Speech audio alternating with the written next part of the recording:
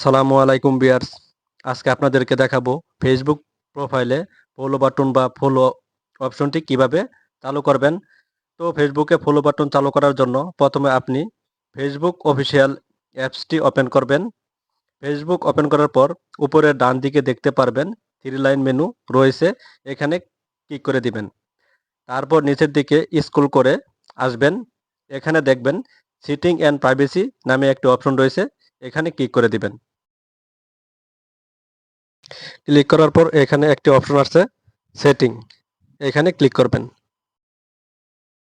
Click করার পর এখানে স্ক্রল করে যদি একটু নিচের দিকে আসি, স্ক্রল করে নিচে আসার পর এখানে একটি অপশন রয়েছে how people can find and contact you, এখানে ক্লিক করবেন।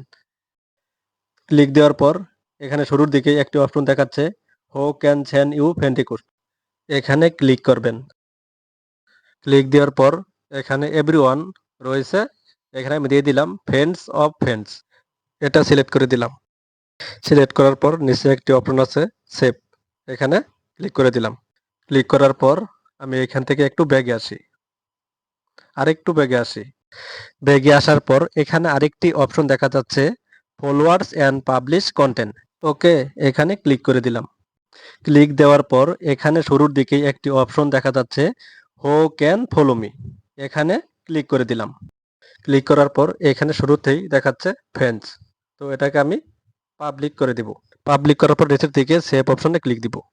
সো এই অপশনগুলো চালু হওয়ার মাধ্যমেই কিন্তু আমাদের ফলো বাটন চালু হয়ে গেল।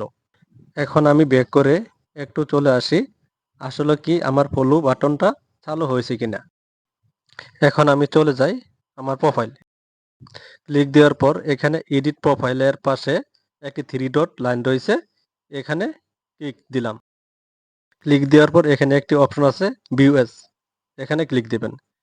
এখন কিন্তু আমার ফলো বাটনটা চালু হয়ে গেছে। এভাবে কিন্তু আপনারা খুব সহজে আপনাদের ফেসবুকের ফলো বাটন চালু করে রাখতে পারেন। সো গাইস, আশা করি ভিডিওটি অনেক বেশি কাজে লেগেছে। যদি কাজে লেগে থাকে বা ভালো লেগে থাকে তাহলে অবশ্যই একটি লাইক দিবেন এবং চ্যানেলটি সাবস্ক্রাইব করে পাশে থাকবেন।